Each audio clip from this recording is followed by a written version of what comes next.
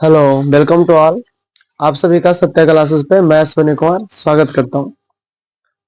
आशा है कि आप सब अच्छे से पढ़ाई कर रहे होंगे और अच्छे से मेहनत भी कर रहे होंगे क्योंकि एग्जाम बोर्ड करीब आ चुका है।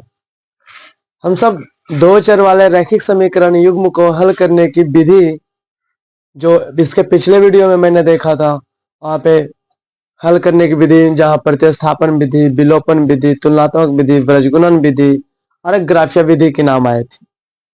तो आज हम सब जो इसके पहले वाला वीडियो में था, आज हम सब ग्राफीय विधि देखेंगे। इसके पहले वाले जो वीडियो थे हमारे पास, उसमें थे हमारे पास प्रतिस्थापन विधि, विलोपन विधि, तुलनात्मक विधि, ब्रजगुणन विधि। ये मैंने चार विधि का अध्ययन पहले वाले वीडियो में मैंने किया है कि प्रतिस्थापित विधि से दो समीकरण युग्म को कैसे हल करते हैं, विलोपन विधि से दो समीकरण युग्म को कैसे हल करते हैं, दो चर वाले रैखिक समीकरण को। ब्रज गुणन हो गया था, तुलनात्मक विधि से कैसे हल करते हैं इसके बारे में मैंने जाना कि ब्रज गुणन विधि को कैसे हल किया जाता है, गुणन विधि तुलनात्मक विधि से कैसे हल किया जाता है, प्रतिस्थापन विधि से कैसे हल किया जाता है।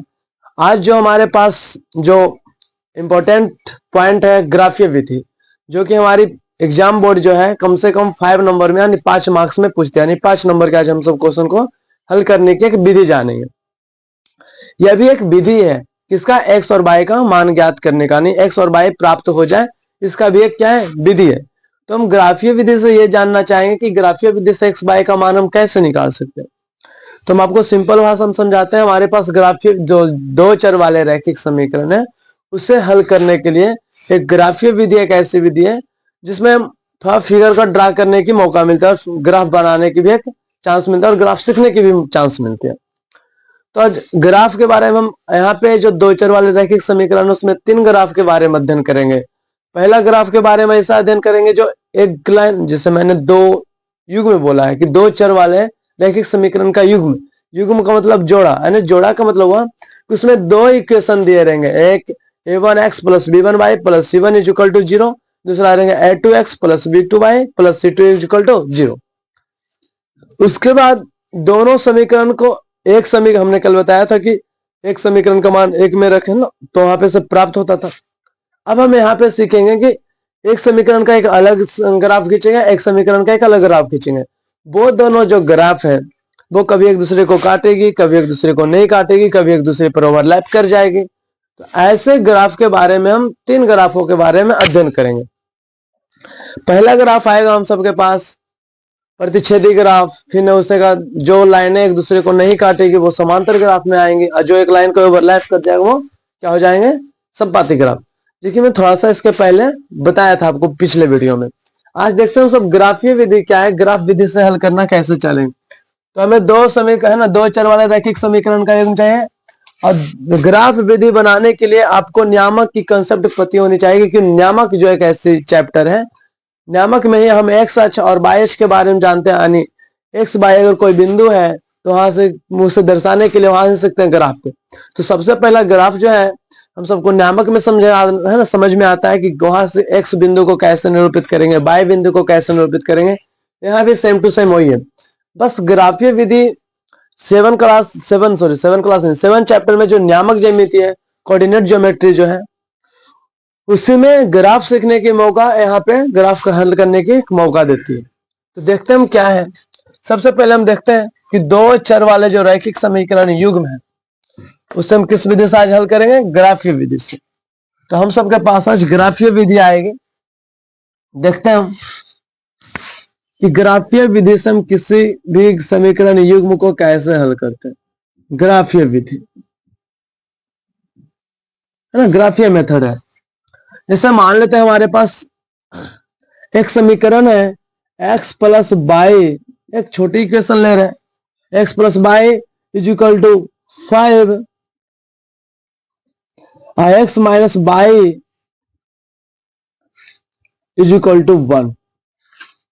मैंने दो समीकरण लिया, एक को 1 एक को 2 मैंने माना। इसका ग्राफ कैसे पाना हम उसके बारे में चर्चा करेंगे कि ग्राफ हम कैसे ड्रा करते हैं।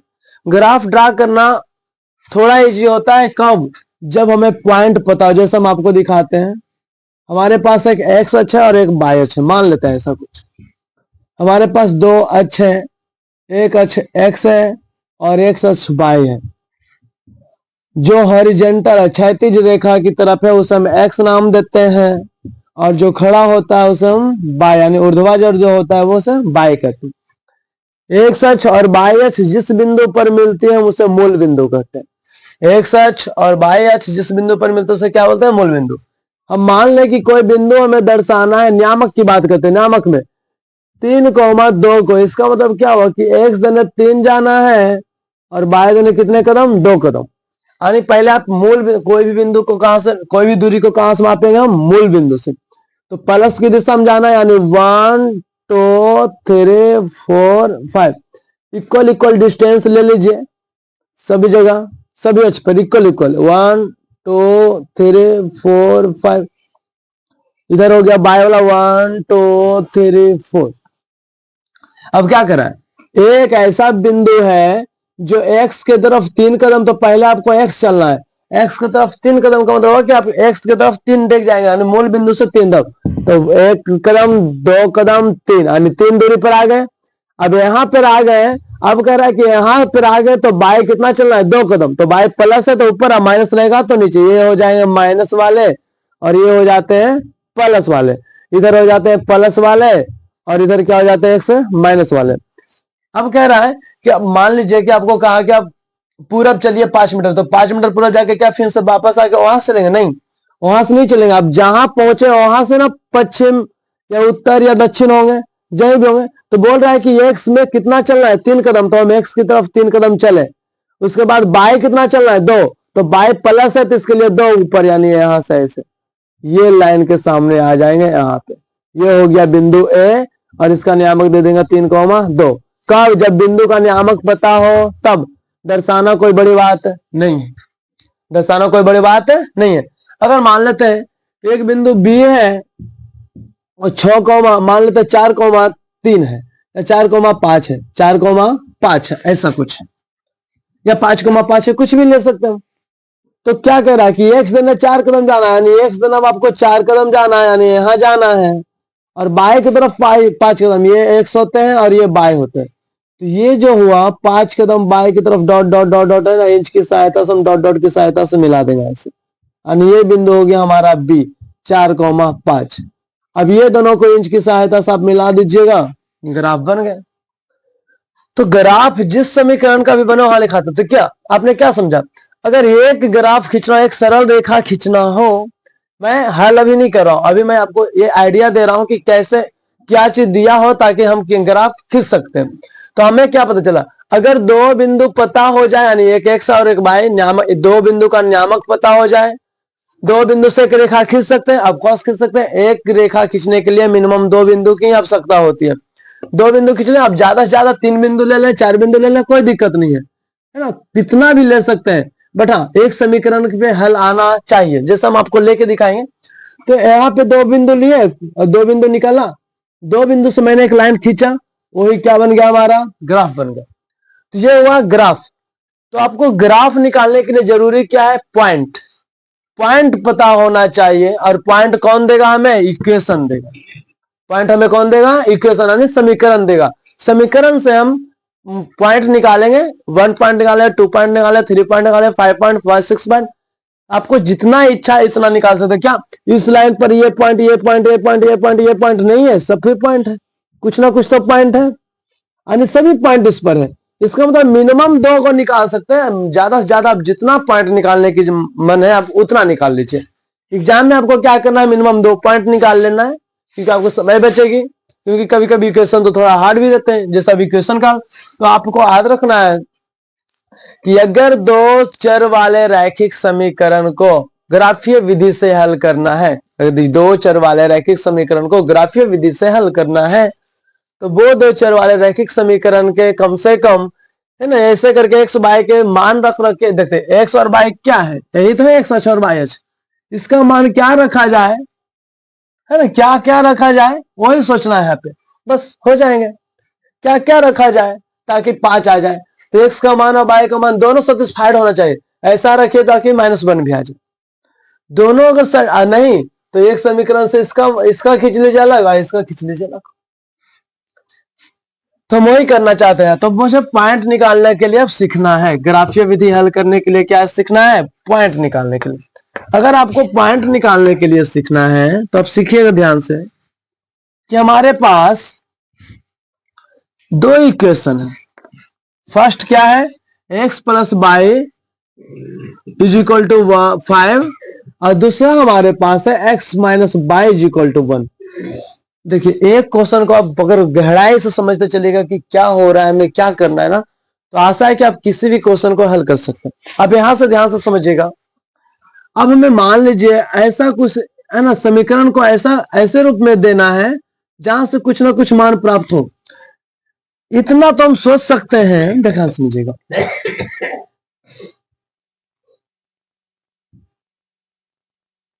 इस समीकरण के बारे में सोचना है, x और y लिख दीजिए, x का मान और y का मान आपको पुट करना है। क्या इस समीकरण में कुछ ऐसा सोच सकते हैं, दो संख्या जिसे जोड़ने पर 5 आ जाए? हल्का इसीलिए तो लिए हम। क्या आपने दो संख्या अपने मन में कुछ ऐसा ले सकते हैं जिसे जोड़ने पर क्या आ जाए, 5? तो हाँ, अब कौन से ले सकते हैं भैया, क्या ले सकते हैं? मेरा मन है शुरू करते हैं 0 से। क्या यहाँ 0 ले लें और यहाँ 5 ले लें, तो 0 और 5 को जोड़ेंगे तो आ जाएगा 5। तो क्या लिया, x को आपने 0 लिया, y को आपने क्या लिया, 5 लिया। ये मन है मेरा, कुछ भी हो सकता है, समीकरण सेटिस्फाइड होना चाहिए बस। अगर समीकरण सेटिस्फाइड हो रहा है तो इसका मान मतलब है कि हमारा जो लिया गया मान है वो सही है। अब माइनस में भी ले सकते हैं, प्लस में भी ले सकते हैं, बट ज्यादा कंफर्टेबल हो कि हम प्लस में लेके चलेंगे कोई भी मान। हाँ, अंत में माइनस आ रहा है तो कोई दिक्कत नहीं है, उसे भी हल करना सीखेंगे। क्या आप दूसरी मान सोच सकते हैं? अब कौन सोच सकते हैं भाई, अगर यहाँ 1 ले लिया जाए तो यहाँ 5 लाने के लिए क्या लेंगे हम, 4। 4 है 5, क्या x का मान क्या लिया आपने, 1, y का मान क्या ले लिया, 4। कोई जरूरी तो नहीं है, ध्यान समझिए। क्या बाई 1 नहीं ले सकते? अब कॉस बाई 1 ले सकते हैं, बाई 1 लेंगे तो x कितना आ जाएगा, 4 आ जाएगा। क्या बाई 0 नहीं ले सकते? ले सकते हैं, तो ये क्या आ जाएगा, 5 आ जाएगा। कोई जरूरी तो नहीं है कि मैं ही लेंगे, ध्यान समझते चलेगा। करना क्या है, यहाँ 2 ले सकते हैं, यहाँ 3 ले सकते हैं, यहाँ 2 ले सकते हैं, यहाँ 3 ले सकते हैं, यहाँ 3 ले सकते हैं, यहाँ 2 ले सकते हैं। कहने का मतलब हुआ कि ये देखिए, ये एक पॉइंट बना, ये बी, ए, सी, ए, डी, ई, एफ, आप कुछ भी बना सकते हैं, अनंत बिंदु बना सकते हैं आप सोच सोच के। कहने का मतलब ये हुआ कि अगर एक समीकरण से आपको मिनिमम 2 पॉइंट निकालना है, पॉइंट का मतलब क्या, नियामक का मतलब क्या है, एक्स और वाई। तो अगर हम यहाँ ए नाम इसका दिए तो ए का नियामक क्या हो जाएगा, पहले 0, पहले एक्स फिर वाई, 0 और 5। बी का पॉइंट क्या लिखेंगे आप समझ के, 1 और 4, क्यों, क्योंकि पहले एक्स फिर वाई, पहले एक्स फिर वाई। सी का क्या लिखेंगे आप नियामक, 4, 1, पहले एक्स फिर वाई। कैसे ना बिंदु लिखा गया कि आप ग्राफ पे सोच कर सकते हैं, आराम से शो कर सकते हैं, देख लेते हैं वहां के ये तीनों बिंदु को हम शो करके दिखाते हैं आपको। अगर आपने ग्राफ पूरा बिल्कुल डिस्टेंशियल बनाया है, इनसे माप कर, तो ये पूरे बिंदु एक लाइन पे दिखेंगे। हम कोशिश करते हैं कि बराबर बराबर लिया जाए ताकि हमारा भी ग्राफ क्या दिखे, कुछ इक्वल देखे, है ना। 1 2 3 4 5 6। हम बोर्ड पर कितना भी बढ़िया से क्यों ना ले, थोड़ा बहुत इधर उधर तो हम सबका हो जाएगा। आप ग्राफ पेज पे जरूर हल कर लें, क्योंकि माइनस में है ही नहीं, तो एक प्लस में और एक ये भी प्लस में, एक्स भी प्लस में और वाई भी प्लस में। अब सोचिए, क्या ये बिंदु को क्या लिखे, 0,5। 0 का मतलब क्या, एक्स देने 0 का मतलब क्या हो कि वो एक्स चला ही नहीं, एक्स तो चला ही नहीं, और नहीं चला तो कहां रह जाएगा, मूल बिंदु पे। बाय पर कितना चलना है, 5, तो बाय पर 1 2 3 4 5 यहाँ आ गया, ये जीता तो यहाँ से बाय वजन चलाया, ये हो गया बिंदु ए, और एक नियामक किया जा सकता है 0,5। बिंदु को शो करके रखिएगा ऐसे घेर के, एक बिंदु। क्या बी को आप शो कर सकते हैं, 1,4, यानी बी पहले एक्स, यानी एक्स जन्म गया 1 कदम, एक्स जन्म गया 1 कदम, यहाँ आया। बाय दिन उसके बाद कितना जाना, 4 कदम, तो बाय दिन कितना गया, 4 कदम, यानी ऐसे कुछ करके लाइनें खिंचाएंगे, इंच की सहायता से खींचिएगा। ये हो गया आपका बी, क्या हो गया, बी। सी क्या आपने माना, 4,1, इधर जाना है 4 और फिर इधर जाना है 1, कुछ है इस तरीके से। देखिए आप इंच की सहायता से खींचिएगा, एक भी लाइनें इधर उधर नहीं होंगे। ये हो गए पॉइंट सी। आपको मन है कि हम डी भी खींचे, तो डी कितना है 5,0, 5,0 ये क्या है डी। तो 5 यानी एक्स देने पहले 5 और 0 का मतलब बाय देना नहीं किया, यानी यहां रह गया 2,3। एक्स देने 2 जाना है और बाय देने 3, पहले एक्स देने 2 जाना है फिर बाय की तरफ 3 जाना है, इसका मतलब ये रहा ये रहा ये आ गया, ये सुनो लगभग लगभग यहाँ। अब देखिए ये हो गया डी, जो भी हो जाए 2 और 3, यानी एक्स देने 2 जाना है और बाय देने 3 जाना, मैंने चला गया 3, एक्स देने 3 जाना है और बाय देने 2 जाना है, यहां जाना है। अगर आप गौर से देखें तो क्या सभी लाइनें एक सिद्ध में है, यानी एक ही रेखा पर है, श्योर एक ही रेखा पर है, क्योंकि मैंने एक ही समीकरण को हल करके मैंने अनेक मान निकाले हैं। तो क्या इतने सारे लाइन निकालने जरूरी है? नहीं जरूरी है, बस 2 बिंदु बहुत है। एक रेखा खींचने के लिए 2 बिंदु क्या है, बहुत ही है। जैसे मैंने ए और बी लिया, तो क्या एक्स ए कितना गया 0,5, 0,5 यानी यहां आया, और बी दूसरा मैंने क्या लिया 1,4, तो 1 और 4 ये। क्या ये सब अगर बिंदु नहीं रहते हैं तो क्या ये दोनों के बिंदु को अगर एक सिद्ध में करके अगर लाइन खींची जाती तो क्या ये ऐसे नहीं खींच जाते हैं? इसलिए हम आपको कहते हैं कि ग्राफीय विधि हल करने के लिए 3 बिंदु 5 बिंदु 6 बिंदु की आवश्यकता नहीं है आपको। ग्राफीय विधि हल करने के लिए आप मिनिमम 2 बिंदु ले लीजिए। अगर हाँ ज्यादा इजी इक्वेशन दे रखा है, बहुत हल्का इक्वेशन दे रखा है कि हम ले सकते हैं 3, तो आप 3 पॉइंट ले लीजिए। 4 लेने का इच्छा है 4 ले लीजिए, 6 लेने की इच्छा है 6 ले लीजिए, बट मिनिमम कम से कम 2 बिंदु तो ले ही ले करे, है ना। हमने 2 बिंदु यहां से निकाल दिया। यही निकालने के लिए जिन्हें आ गया ग्राफ हल करने आ जाता है, वो ये निकालने के लिए कहां सीखना है, यहां से दिए गए समीकरण से अगर हमें x और y का मान निकालना आ गया, हम उतना सोच पा रहे हैं, तो हमारा ग्राफीय विधि 5 नंबर जो हमारे पूछता था कि 5 नंबर में, वो 5 नंबर के जैसा नहीं, वास्तव में बताएं तो वो 2 नंबर के जैसा हार्ड वर्क इसलिए है कि फर्स्ट हम थिंक नहीं कर पाते हैं और दूसरे हम ग्राफ विधि को बढ़िया से नहीं हल कर पाते, ग्राफ नहीं पार पाते हैं, तो ग्राफ का अभ्यास होना बहुत जरूरी है। ये हार्ड नहीं है। अब देखते हैं दूसरी क्वेश्चन। हमने दूसरी क्वेश्चन क्या ली थी, अभी चेक करते हैं कि ग्राफीय क्या था, है ना। दूसरी क्वेश्चन लेके देखते हैं। तो मैंने यहाँ सोचने के लिए, ये तो हल्का सा था इसलिए सोचने के लिए मैंने ऐसा बता दिया, कुछ ऐसा सोच लीजिए। क्या अगर ये क्वेश्चन दे रखा है और एक क्वेश्चन ये दे रखा था, ऐसा ना, ये था, इसमें भी आप सोच सकते हैं कि क्या क्या हो सकता है। नहीं सोच सकते हैं, सोच सकते हैं कि यहाँ 3 ले लेते हैं, यहाँ 2 ले लेंगे, यहाँ घट गया 1 आ गया, यहाँ 4 ले लेते हैं, यहाँ 3 ले लेते हैं, यहाँ 1 आ जाएगा, यानी घटा के 1 लाना है। 5 ले लेते हैं, 4 ले लेते हैं, घट जाएगा। बट तरीका क्या है कि मान लीजिए x को हमें निकालना है, तो मैंने x को बंद कर लिया, इधर पहले से 5 था, इधर प्लस में बाय था, उधर चला गया तो माइनस में, ये हुआ। अब ऐसा जब ये x या बाय को एक और निकल जाए, या तो आपको बाय निकालने को मैंने, तो बाय क्या करेंगे 5 में से x घटा देंगे, ऐसे ना।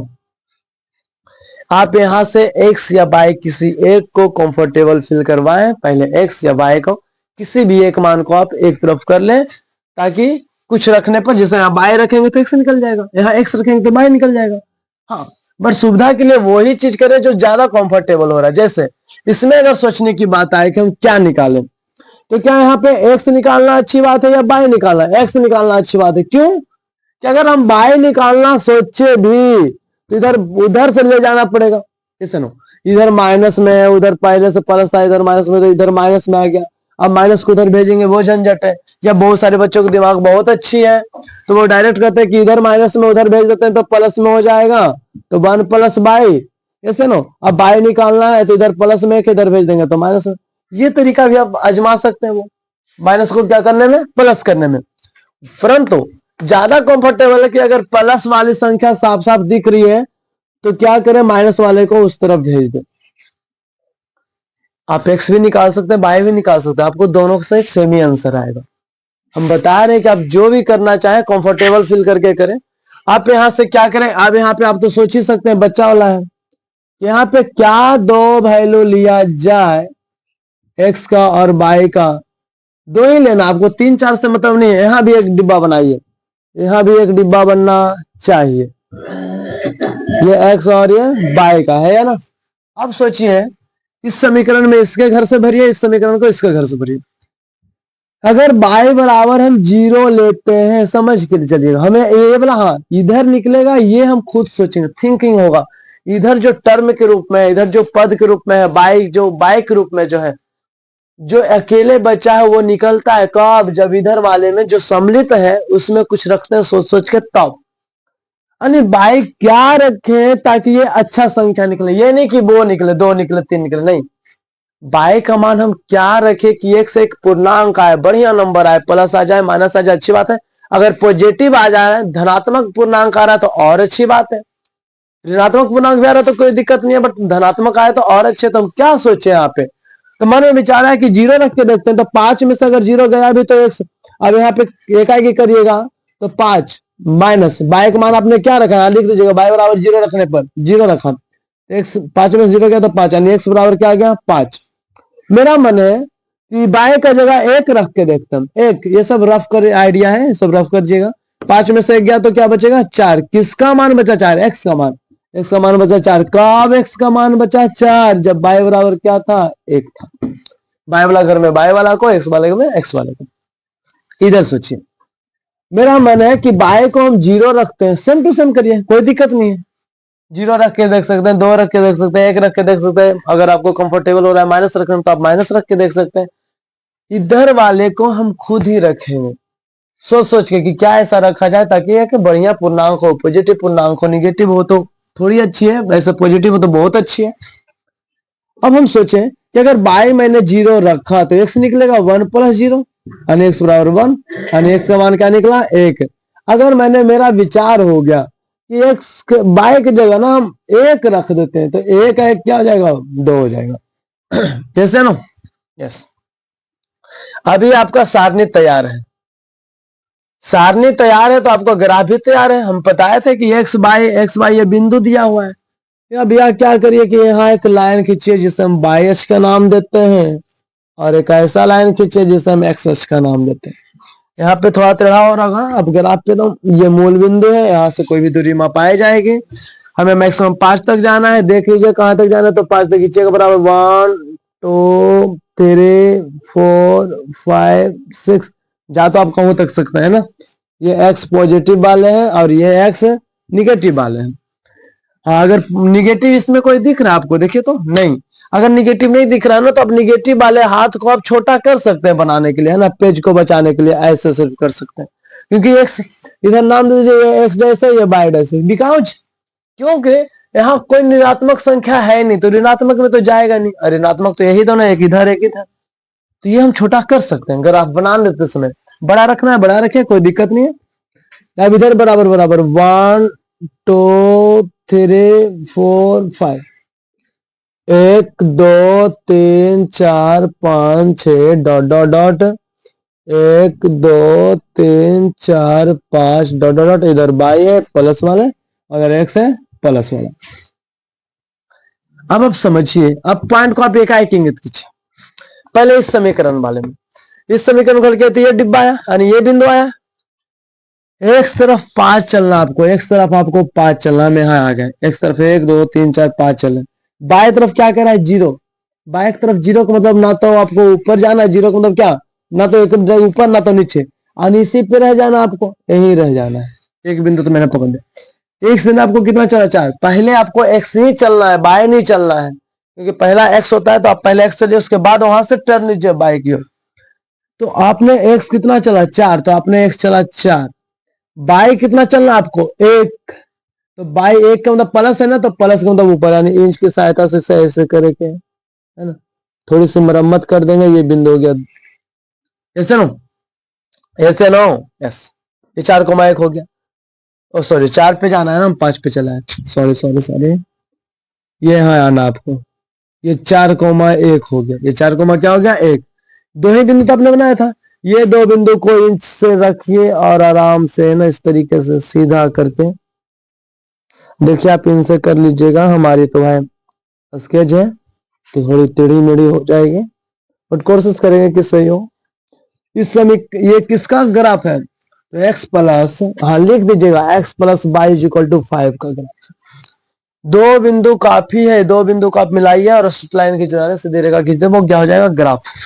अब इस बिंदु से आते हैं, इस ग्राफ से, यानी इसका ग्राफ इसी पे खींचते, दोनों को एक ही ग्राफ पे खींचेंगे, अलग अलग नहीं खींचना है दोनों इक्वेशन को, क्योंकि अगर दोनों इक्वेशन को एक जगह रखेंगे तभी तो दोनों का हल होगा। एक से ना एक चलना है तो एक से ना एक चलना है, बाय देने जीरो चलानी नहीं जाना है, यही रुक जाना है। एक से दो कदम जाना है, एक से दो कदम जाना है, बाय देने कितना जाना है, एक कदम, यानी बाय देने ये जाना है, ये रहा, यानी इसका मतलब ये ऐसे कटेगा, ऐसे ऐसे ना।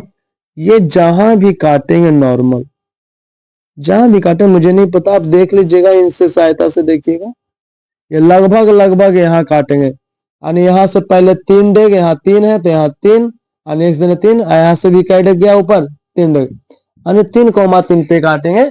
यहाँ से क्या हल होना चाहिए, देखिए आई एम श्योर नहीं है कि क्या कितना पे काटेंगे, तिरछा भी हो रहा है, सीधा अगर काटे ये ऐसे, नहीं मेरे पास स्केल नहीं है ना, दिक्कत तो होगा ही।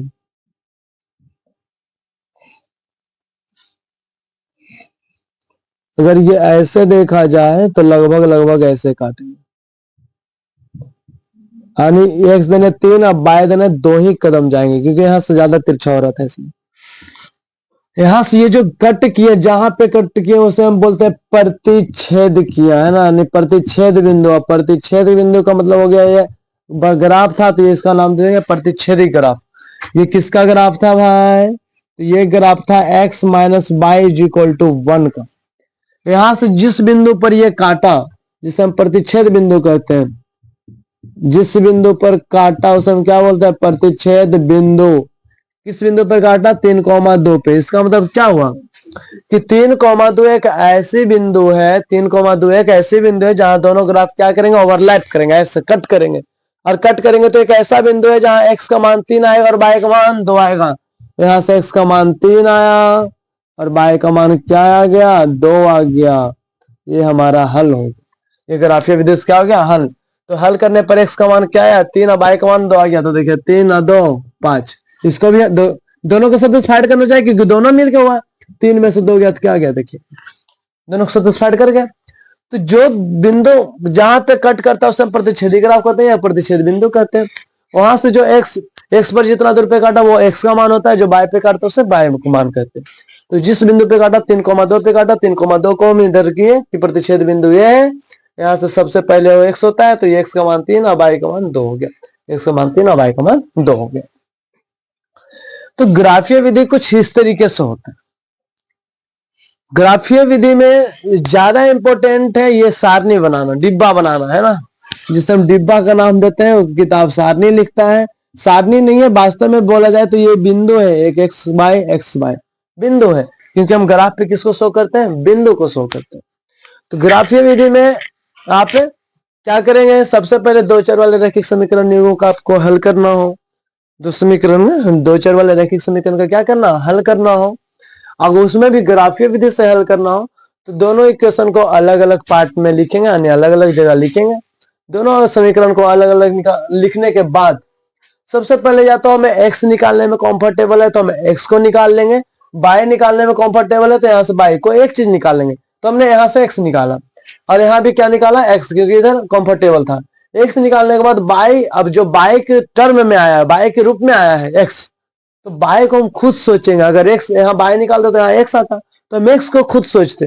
कहने का मतलब जो अकेला खाली है ना उसको लाना है इधर जो दोस्त के साथ है। तो दोस्त के साथ कौन है, 5 के साथ कौन है, बाय, तो बाय मिला जुला है। इसका मतलब बाय का मान क्या रखा जाए, ऐसा हमें खुद सोचना है। बाय का मान ऐसा क्या रखा जाए ताकि x निकल जाए, कुछ बढ़िया निकल जाए, ऐसा नहीं कि 2 निकल जाते नहीं। बाय क्या रखे ताकि x अच्छा निकल जाए, अब जो नहीं अच्छा निकलेगा तो कुछ आएगा। तो बाय का मान यहाँ खुद रखेंगे और उसी पे बाय का मान पर डिपेंड करेगा कौन, एक्स का मान। जैसा यहाँ रखेंगे वैसा एक्स का मान आएगा, बदलते जाएंगे हमें, वो भी बदलते जाएगा। अनेक सौ बाय वेरिएबल है, दोनों का मान बदलता रहेगा। सेम टू भी सारणी बनाए, सारणी बनाने के बाद दोनों ग्राफों को एक साथ ड्रा कर देते हैं, और अगर काट देता है तो हम उसे प्रतिच्छेदी ग्राफ बोलते हैं, नहीं काटता है तो समांतर ग्राफ। अगर ये दोनों लाइनें, जैसे हम 3 ग्राफ के बारे में अभी चर्चा कर देते हैं, ये हल करने की विधि है आपके पास। तो आप सारणी अगर बना पा रहे हैं, सारणी अगर आपसे 2 बिंदु का भी बना, जिससे ज्यादा हार्ड है तो आप 2 ही बिंदु बनाइए। अगर है ना, ये 2 बिंदु, ये 2 बिंदु, ये नहीं कि एक इसका एक इसका, नहीं, एक एक बिंदु से। क्या ये ग्राफ है आपका, क्या एक बिंदु से आप लाइन खींच सकते हैं? नहीं खींच सकते। आपको क्या पता कि यहाँ के बाद किधर जाने वाला है, इधर जाने वाला है, इधर जाने वाला है, अगर इधर जाना तो ये होगा, इधर जाने वाला तो ये होगा। तो मिनिमम कम से कम 2 बिंदु, एक समीकरण का 2 बिंदु खींचिए, दोनों बिंदुओं को आपस में मिलाइए, एक सरल रेखा बन जाएगी। सरल रेखा बनने के बाद दूसरे को देखिए, दूसरे में भी अगर 2 बिंदु है तो 2 बिंदु से एक सरल रेखा बन जाएंगे। दोनों अगर काट लेते हैं एक दूसरे को तो प्रतिच्छेदी ग्राफ है। अगर एक दूसरे को ग्राफ को नहीं काटते, जैसे और क्वेश्चन करते हैं हम, बट पहले जो थोड़ा सा मेथड है उसे समझ लेते हैं कि कंडीशन क्या क्या होते हैं हमारे पास। जैसे मैंने 3 ग्राफ लिया, बस कुछ खास नहीं है, बस 5 मिनट लगेंगे, इसे खत्म कर देते हैं क्योंकि इसका टॉपिक भी रहता है। टॉपिक रहता है तो बहुत जरूरी है हमारे लिए और आपके लिए भी बहुत जरूरी है, क्योंकि ऑब्जेक्टिव क्वेश्चन इससे से ज्यादा आने वाले हैं। ग्राफ विधि से तो आपको एगो 5 नंबर का सिर्फ ग्राफ आने वाला है। हाँ, बट इंपॉर्टेंट है, तुरंत बता रहे हैं उसका 1-2 क्वेश्चन। मान लीजिए कि मैंने किसी समीकरण का ग्राफ खींचा ऐसे और मैंने ऐसे, ये देखिए यहाँ पे कट कर गया, प्रतिच्छेद कर गया 2 गो का। मान लेते हैं ये व्यापक रूप लिखते हैं, A X plus B Y plus C is equal to 0। तो इसका भी व्यापक रूप तो यही है, A X plus B Y plus C is equal to 0। किसी को 1 मान लेते हैं और किसी को क्या मान लेते हैं, हम 2 मान लेते हैं, हो गया। तो ये प्रतिच्छेदी ग्राफ हो गई, बिकॉज क्योंकि एक दूसरे को क्या कर रहे हैं, काट रहे हैं, तो ये प्रतिच्छेदी ग्राफ होगा, इंटरसेक्ट कर दे, है ना। प्रतिच्छेदी ग्राफ, प्रतिच्छेदी ग्राफ के कितने बिंदु पर, एक बिंदु पर, तो एक बिंदु पर यानी एक बिंदु पर प्रतिच्छेद किए। अगर एक बिंदु पर किए हैं, एक बिंदु पर, तो एक हल होगा। कितने हल होगा, एक हल, खत्म, एक हल हो गया। आगे चलते हैं, अभ्यास समझता है। मैंने एक लाइन ऐसे खींचा, इसका ग्राफ ऐसे चला गया और दूसरे का ऐसे चला गया। ये भी था A X plus B Y plus C, समझने के लिए हम बता रहे हैं, बराबर 0। और ये भी था A X plus B Y plus C is equal to 0, मगर इसको दूसरा मैंने मान लिया और इसे मैंने क्या मान लिया, पहला मान लिया, ऐसे नो। ये से कहते हैं समांतर। तो ये हो गया समांतर ग्राफ। कौन सा ग्राफ हो गया, समांतर ग्राफ। और जब तक काटेगा नहीं, जब तक हल होगा नहीं, क्योंकि एक्स वाई मिलेगा ही नहीं, ये लाइन मिलेगा नहीं, तो कहाँ कौन सा हल होगा, नहीं होगा होगा। तो यहाँ लिखेंगे समांतर ग्राफ है, यहाँ नहीं काटेगी, नहीं काटेगी। अगर नहीं काटेगी तो कोई हल भी नहीं होगा, कोई हल नहीं होगा, कोई हल ही नहीं होगा, कहानी ही खत्म है, इसका मैटर ही खत्म। जब काटा ही नहीं तो हम कहानी ही नहीं करेंगे इसकी। तीसरी ग्राफ बहुत इंपॉर्टेंट आती है, एक ग्राफ दूसरे ग्राफ पर ओवरलैप कर गया, इसी पे दोनों ग्राफ है, एक पतला एक मान लेते इधर, ये a1 x plus b1 y plus c1 is equal to 0 है, और इसे मान लेते हैं a2 x plus b2 y plus c2 is equal to 0 है। दोनों एक ही पर है, पता ही नहीं चल रहा, हर एक बिंदु आपस में मिल गया। ऐसे इसका भी खींचे तो यही मिला, इसका भी मिला, ये सभी बिंदु एक ही मिल गया। जैसे अगर दोनों का डिब्बा बनाना चाहे तो यहाँ भी x और y रखते हैं, इसका भी 1 तो इसका भी 2, इसका 2 तो इसका 3 मिला, तो मान लेते इधर भी डिब्बा बनाए ना हम, तो यही सेम मिला, इस x और y 1 2 2 3 मिल गया, यानी हर एक बिंदु सेम है। मैंने 2 समीकरण ऐसा लिया जिसका हर एक बिंदु, यानी जब x y का मान निकालना शुरू, मैंने क्या जो इसमें सोचा उसमें सोचा, दोनों का मान सेम आ गया, अरे हर एक बिंदु मैच करता चला गया, और ये दोनों लाइन, इसे हम बोलते हैं संपाती ग्राफ। संपाती ग्राफ, ये तो हर एक बिंदु पे काट रहा है भाई, संपाती ग्राफ प्रत्येक बिंदु पे काटेगी, प्रत्येक बिंदु पर। कहने का मतलब था कि अनंत बिंदु पर, कितने बिंदु पर, अनंत, हर एक बिंदु पर तो काट रही है, यहाँ यहाँ यहाँ हर जगह बिंदु है, अनंत बिंदु पर काटेगी, अनंत बिंदु पर काटेगी, तो इसीलिए अनंत हल होंगे या अनेक हल होंगे, एक्स वाई का ढेर सारा हल निकलेगा। हर जगह तो काट ही रहा है। एक्स का मान है कि दो बाइक मान दो, एक्स का मान दो तो बाइक मानते निकलने तो ढेर सारा हल है, क्योंकि दोनों मैच कर रहा है, तो अनेक हल हो गए। अब यहाँ पे बातें कभी कभी करते हैं कि आपको ग्राफ के बारे में बताते नहीं है, आपको बस इक्वेशन दे देते हैं और आपको कंडीशन पूछ बैठते हैं कि हाँ ये ग्राफ होगा, कैसा ग्राफ है ना। इसके बारे में कुछ और पहले जान लेते हैं, उसके बाद वो कंडीशन समझाते हैं। हमें हल करने का मतलब क्या है, ग्राफीय विधि हल हो या प्रतिस्थापन विधि हो, विलोपन विधि हो, कोई भी विधि हो, हल करने का मतलब आप क्या समझे कि जो हमें चाहिए वो हमें प्राप्त होना चाहिए, यानी एक्स वाई का मान हल मुझे मिलना चाहिए। अगर एक्स वाई का मान आपको मिल जाए तो हल हो गया, अगर नहीं मिला तो हल नहीं हुआ। इसका मतलब हुआ कि जो हम चाहिए, जो हमें अगर मिल रहा है तो वो हमारी बात को मान रहा है, हमारे पक्ष में है ना। तो जो हल देगा वो संगत होगा। ये हल दिया, हाँ दिया, एक दिया तो क्या हो गया, तो ये संगत होगा। क्या होगा, संगत।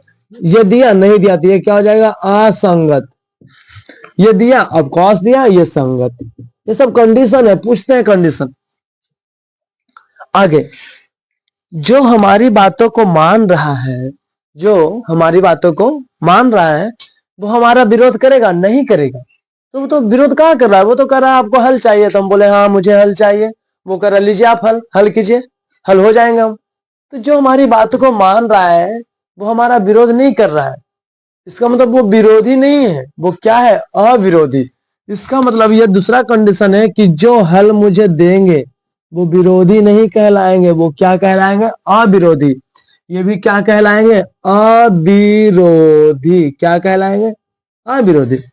समांतर ग्राफ से हम पूछने गए, फिर बोलता है हम हल देंगे ही नहीं, अब तुम कितना भी हल कर लो मिलेंगे ही नहीं। अब ये जब मिलेगा ही नहीं समांतर ग्राफ, अब मुझे हल चाहिए और ये हल दे नहीं रहा है, तो क्या मेरी बात मान रहा है, नहीं, ये संगत भी नहीं है, मेरे बात में भी नहीं है, मेरे पक्ष में भी नहीं है, तो इसे असंगत हो गया। अब बताइए विरोधी है कि अविरोधी है, ये विरोध कर रहा है मेरा, तो ये अविरोधी नहीं, ये विरोधी है मेरा। क्या है, विरोधी। क्या एक प्रतिच्छेदी ग्राफ के बारे में एक पॉइंट कभी कभी और आपसे पूछ बैठता है। अच्छा आप ही बताइए, खुद सोच के, ऐसा नहीं कोई बड़ी बात नहीं कि आप सोच नहीं सकते, आप सोच सकते हैं। क्या प्रतिच्छेदी ग्राफ एक बिंदु पर से ज्यादा कट कर सकती है, ये इधर गुजर गई है, इधर गुजर, क्या मुड़ के आएगी कट करने, सीधे रेखा कभी मुड़ेगी, नहीं मुड़ेगी। क्या एक बिंदु से ज्यादा बिंदु पर ये काटेगी, नहीं काटेगी, बिकॉज क्योंकि ये टेढ़ा होके आएगी नहीं। ऐसा तो है नहीं कि ये गई, ये फिर से मछली मारने आएगा और ये गई फिर से मछली मारने आएगा, ऐसा तो है नहीं। अगर ऐसा होता तो नहीं जाने कितने सारे हल सभी का हो जाता, कोई भी स्ट्रेट लाइन मुड़ के आती और किसी को भी काट लेती, बिकॉज फोर है ना, डिपेंड अपॉन कंडीशन। अगर कंडीशन ऐसा होता तो क्या स्ट्रेट लाइन कर्व हो सकती है, बट स्ट्रेट लाइन का नाम है स्ट्रेट लाइन, वो कर्व हो नहीं सकती। इसका मतलब हुआ कि ये लाइन जब एक बिंदु पर कट कर दे उसके बाद अब कट करने की चांस नहीं है। दो लाइनें, दो सीधी लाइनें मिनिमम एक बिंदु पर कट करती है तो फिर अनंत बिंदु पे कट करती है, हर एक बिंदु पे कट कर रही है, संपाती हो गई। मिनिमम एक बिंदु पर तो कट कर ही सकता है। इसका मतलब हुआ कि इसके जैसा कोई दूसरा नहीं है, तो हर एक बिंदु पर अनंत हल दे रही है ना, हर एक बिंदु पर कट रही है। ये दूसरा हल नहीं देगा, ये दूसरा हल, दूसरा का मतलब द्वितीय, दूसरा का मतलब आप संस्कृत में जानते हैं द्वितीय, दूसरा हल ये देगा नहीं देगा भाई, इसको आ लगा देंगे, तो ये होता है अद्वितीय हल। याद रखिएगा, प्रतिच्छेदी ग्राफ एक ऐसा ग्राफ है जो हमें अद्वितीय हल प्राप्त करवाता है। अद्वितीय का मतलब हुआ कि इसके बाद, इस बिंदु के बाद इसका कोई हल नहीं, इस बिंदु के बाद इसका कोई हल नहीं है, ये अद्वितीय है। तो प्रतिच्छेदी ग्राफ में कभी कभी पूछते क्या कौन प्रतिच्छेदी ग्राफ कैसा होता है, संगत, हाँ संगत होता है। विरोधी है, अविरोधी तो अविरोधी होता है। द्वितीय होता है, क्या द्वितीय होता है, अद्वितीय होता है। इसके जैसा कोई दूसरा हल निकाल ही नहीं सकते। क्या समांतर ग्राफ के बारे में कुछ कमेंट करेगा, कितने बिंदु पर काटते हैं, नहीं काटते हैं। कितने हल होंगे, कोई हल नहीं होंगे। संगत है कि नहीं, नहीं भाई असंगत है। विरोधी करता है, हाँ भाई विरोधी है। हम संपाती ग्राफ से पूछना है, हम खुद पूछेंगे उससे, क्या भाई संपाती भाई बोलो तुम्हारे कितने हल है, तो बोलता है हम प्रत्येक बिंदु पे कट रहे हैं। अब प्रत्येक बिंदु पे हम कट ही रहे, तो आप ही तो बताए कि जितना बिंदु पे आप कटोगे, जितना पॉइंट आप जीतोगे तुम्हारा है। तो हम बहुत सारा पॉइंट जीते हैं, और हमने बोला कि जितने बिंदु पर आप मिलोगे वो आपका क्या होगा, हल होगा। इसने बोला हम तो अनेक हल पे मिले भाई, अनेक अनंत बिंदु पर मिले, हर बिंदु पर हम मिल ही रहे दोनों। तो मैंने बोला ठीक है भाई, तुम्हारा अनेक हल होगा, तो भाई अनेक हल होगा, तो संपाती ग्राफ का अनेक हल हो जाएंगे। संगत है, हाँ आपके बात में, आप ही तो बोले थे कि हल मुझे चाहिए, हम हल दे रहे हैं। विरोधी कर रहे हो, तो बोला नहीं हम अविरोधी। क्वेश्चन से ही पूछना है समझ के। अब कंडीशन की बात रह गई कि अगर समीकरण देख के कैसे पता करेंगे हम सब। भाई दो समीकरण दिया हुआ है, ये दोनों समीकरण से कैसे पता कर लेंगे हम कि कौन प्रतिच्छेदी है कौन समांतर है।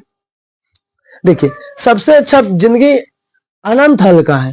ये कहता है एक्स वाले की जो गुणांक है, एक्स वाले का गुणांक, तो एक्स वाले गुणांक यहाँ a1 है और यहाँ a2 है। कहता है एक्स वाले को एक साथ, बाय वाले को बाय के साथ, और जो कांस्टेंट है उसे कांस्टेंट के साथ, तीनों अगर बराबर हैं तो हर एक बिंदु बराबर है, यानी a1 बट्टा a2 बराबर b1 बट्टा b2 बराबर c1 बट्टा c2। हर एक बिंदु पर बराबर होंगे, माने अनंत हल होगा। जब तीनों अगर बराबर हो जाए तो क्या हल होंगे, अनेक हल होंगे। अब आते हैं समांतर की बात करते हैं और प्रतिच्छेदी की। प्रतिच्छेदी बड़ा अच्छा कंडीशन लेता है, ये सिंपल कहता है, हम मिटा रहे हैं थोड़ा। ये बहुत अच्छा कहता है कि a1 जो x का गुणांक है और जो y का गुणांक है, x का जो गुणांक है और जो y का गुणांक है वो बराबर नहीं होना चाहिए। अगर बराबर हो जाएगा भाई तो उसमें मजा नहीं है, बराबर नहीं होना चाहिए, तब हम प्रतिच्छेदी ग्राफ को शो करेंगे। और जैसे आपको प्रतिच्छेदी ग्राफ पता चलता है, आप तो दुनिया में और बहुत सारे कुछ जानते हैं प्रतिच्छेदी के बारे में। तो समीकरण से देख के पता कर लेते हैं। जैसे मान ले कोई समीकरण दे दिया 2x प्लस 3y बराबर 5, 3x plus 6y is equal to 9, कुछ ऐसा है। क्या ये x का गुणांक, क्या बोले x का गुणांक 2/3 है, x का गुणांक, और ये y का गुणांक 3/6 है, 3 दूनी 6, ये 2/3, ये 1/2 बराबर होंगे नहीं होंगे। इसका मतलब ये है ना प्रतिच्छेदी ग्राफ है। कैसा ग्राफ है, प्रतिच्छेदी ग्राफ है। तो जब बराबर ना हो x वाला और y वाला, x का गुणांक और y का गुणांक का रेशियो, रेशियो का मतलब x का गुणांक का रेशियो और y का गुणांक का रेशियो आपस में इक्वल ना हो, तब हम प्रतिच्छेदी ग्राफ कहते हैं a1 बट्टा a2 not equal to b1 बट्टा b2, that called is the प्रतिच्छेदी ग्राफ, इंटरसेक्शन ग्राफ है, प्रतिच्छेदी कर रहा है। ये कंडीशन क्या लेके आता है, ये भी थोड़ा अच्छा कंडीशन लेके आता है। ये कहता देखो हमें झंझट नहीं, एक्स बाय को बराबर कर दो, कांस्टेंट को खाली बराबर नहीं करो बस। ये कहता है हमें एक्स बाय ही बराबर नहीं होना है। ये कहता है हमारी दुनिया थोड़ी अच्छी है, हम एक्स को भी लेंगे बराबर, बाय को भी लेंगे और कांस्टेंट को भी बराबर लेंगे। इस दुनिया इसकी मस्त है। इसका मतलब है एक्स का गुणांक, एक्स का गुणांक कौन कौन है, a1 और a2, बाय का गुणांक कौन है, b1 और b2, और कांस्टेंट कौन है, c1 और c2, बराबर नहीं होना चाहिए कांस्टेंट के। ये हो गया हमारा समांतर ग्राफ, समांतर ग्राफ। ऐसे कुछ दुनिया चलती है। कौन सी बड़ी बात है, कांस्टेंट वाला नहीं बराबर होना चाहिए, बाकी दोनों x1 और y1 बराबर है ना, x वाला और y वाला गुणांक क्या होना चाहिए, बराबर होना चाहिए। ये ग्राफ का कंडीशन है। आशा है कि आप ग्राफ को बढ़िया से समझोगे। और जो क्वेश्चन है हम अगले वीडियो में सिर्फ 4-5 क्वेश्चन ही करवाएंगे नेक्स्ट वीडियो में। तो आप इस बात को पहले आज जाके पूरी अच्छी तरीके से समझे। हम आपके नेक्स्ट लेक्चर कल ही अपलोड कर देंगे, जिसमें सिर्फ ग्राफ का क्या रहेगा, क्वेश्चन रहेगा। आप अच्छे से पढ़ाई करें, मन लगा के पढ़ाई करें। आप जो कर सकते हैं वो दुनिया के कोई इंसान नहीं कर सकता, क्योंकि भगवान सबको यूनिक की बनाता है। हम जो कर सकते हैं वो आप नहीं कर सकते, जो आप कर सकते हैं वो हम नहीं कर सकते। अगर दुनिया में बना है तो एक इंसान एक काम के लिए, जो स्पेशल काम के लिए बनता है। आप अपने अंदर झांक के देखिए कि हम वो कर सकते हैं। आप जो कर सकते हैं वो दुनिया का कोई इंसान नहीं कर सकता। यही अलग बात है कि आपकी सोच अगर अच्छी है तो आप अच्छी काम करेंगे, और थोड़ी खराब है तो थोड़ी खराब काम करेंगे, है ना। यू कैन डू इट, आप इसे कर सकते हैं, हर चीज कर सकते हैं। ऐसा कोई चीज नहीं है कि जो आप नहीं कर सकते हैं। हम भी ऐसा चीज नहीं है कि नहीं कर सकते, कर सकते हैं, आप भी कर सकते हैं। ठीक है, आप अच्छे से पढ़ाई कीजिए। जय हिंद, जय भारत।